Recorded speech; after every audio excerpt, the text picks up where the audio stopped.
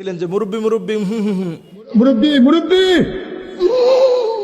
এবং দেখবেন এখন উনি নতুন করে আরেকটা জায়গায় বলেছে যে এখন আর মুরব্বি বলা যাবে না, সোনামণিরা তোমরা যেও না। এখন এইটাও আবার ভাইরাল হওয়ার একটা পর্যায়ে চলে গেছে। না মুরব্বি কম যেত না, এক মুরব্বি কইয়া আমার আমি আর রাস্তা দিয়ে হাঁটতাম পারি না।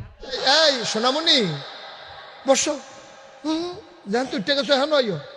তো মুরব্বি এটা দিয়ে কিন্তু আমরা অন্তত দেখেছি যে বিপ্লবের সময় এটা জালেমদের বিরুদ্ধে একটা প্রতিবাদী শব্দ হয়ে উঠেছে।